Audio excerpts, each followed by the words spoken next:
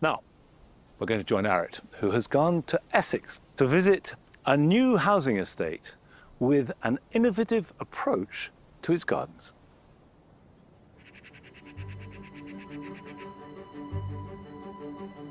When it comes to a new housing estate, you expect to see, well, new houses, obviously, some road infrastructure, fences, maybe a bit of lawn, if you're lucky, some shrubs.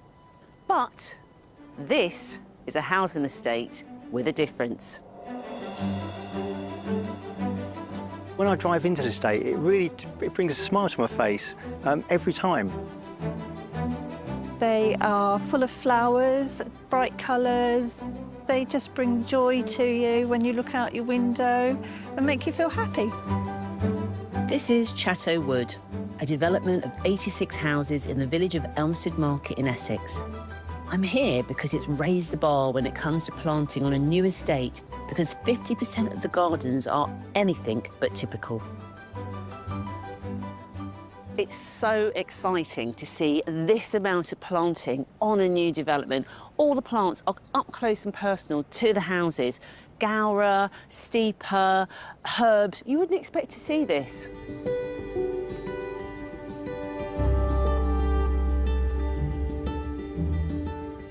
And the clue is in the name. Chattowood is around the corner from the famous gardens created by the late, great designer and plantswoman Beth Chatto. And the developers gained permission to name the estate in her honour. But there was a condition, that the current Beth Chatto team were to be involved in the planting design. It was in 1960 that Beth Chatto and her husband Andrew set about transforming what was poor quality farmland into a series of highly influential gardens. The planting varied widely because it had to cope with hugely diverse conditions. Beth's granddaughter, Julia Bolton, was determined that if her grandmother's name was to be adopted by the new housing estate, so would her gardening legacy, but it had to be done sustainably. It does look amazing, Julia. I mean, you must be really proud of what you've done here. I am, yes, thank you. We were looking to create a planting scheme that was good for biodiversity, that would be easy to care for in the long run, would be beautiful and not need to be watered. And it was important for us that it could be cared for by a team of non-horticulturists. I guess what's really important and what you've done is ensure that there's a blueprint, a methodology that could be rolled out to other estates, in essence. Yeah, absolutely. It's so important now that we do things differently, that we start thinking about the environment more, thinking about biodiversity more, and we can do that so simply by using plants. Yeah. Julia's team's key touchstone for the planting here was her grandmother's famous gravel garden. Originally a car park, Beth's gravel garden was planted as an experiment to test a range of drought-tolerant plants and became the perfect example of her mantra, right plant, right place. But for the plan to work, the soil on the new estate needed to be specially prepared. Rather than use nutrient-rich topsoil, the developer agreed to use a 30-centimetre layer of locally sourced sand and gravel, creating a weed-free aggregate into which planting began in 2022. At the helm has been head gardener Åsa Gregerswalg. It's really lovely being in amongst the planting. It is really beautiful. So what else are you planning to put into here, or what have we got here that's worked really well? So we've really taken the plants that are the hardest workers and the easiest to maintain from the gravel garden and used them here. So evergreen shrubs, ornamental grasses and lots of perennials. The gauras, called Anothera now, they're doing really well. I mean, they're blooming from May until September. At Beth Chatto's gravel garden, it is famously known for it never has been watered since the plants went in. What's the situation here? It's exactly the same thing.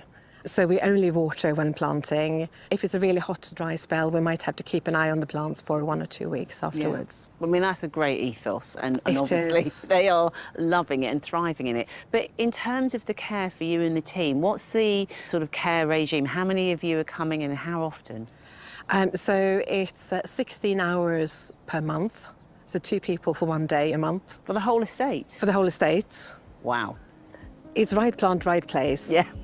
It really comes down to that. Yeah. And this is something, a concept that can work elsewhere as well. Of course, this project is of interest to gardeners and designers like me. But really, it's the residents that it will impact. Residents like Donna Cousins and Andrew Duffield. Donna, you moved in about 3 years ago, didn't you? Yeah, 3 years in this month, actually. How does it feel then to have a garden that's pre-done and looked after? It's absolutely lovely. When we first came, it was, you know, a new garden, so it hadn't matured. And now it's all mature and we've got lovely butterflies, bees, and it's lovely colours as well. Yeah. Oh, that's so Yeah. nice. And then for yourself, Andy, you've bought a house that doesn't have the front garden. I've got so inspired by all of this. I ditched the idea of doing a normal garden, so I've done this on my own at the back, my own version, my own take of it. That is so Drought-resistant brilliant. garden. And I think somehow the plant, like even here, where you can see this here, look across there and there's another bit, it links the community together. It's clear that the added curb appeal of the planting is encouraging residents to engage with their gardens. Not always easy on new estates when the ground is often compacted and barren. So it's inspiring to see how the plants are attracting more insects. Ecologist Dr. Chris Gibson has spent the last 3 years monitoring their numbers. So this is the observing station. This is amongst the flowers, watching the insects coming. This is all part of what I'm doing, surveying this site. So bioabundance has fallen throughout the world in recent years, and this is the sort of thing we can do to actually put back a little bit of that bioabundance. And we have done it, because the survey has shown that on average there are 10 times more larger insects in this planting as compared with the next door. That is actually incredible. We have bumblebees, we have carder bees around us at this moment. You can see on the lavender here there are rosemary beetles, there are ladybirds, there are cinnamon bugs over there on the salvias. Right. They are here because of the diversity of the plants, with a diversity of flower forms, each of which attract different insects. Solitary wasps, solitary bees, they're nesting in here. I'm sold. It's just wonderful. With so many new homes needed across the UK, imagine if more thought was given to bespoke planting to suit the local conditions. Low carbon footprint, low water usage, low care input, but really high on biodiversity and great for the environment. And also, happy residents.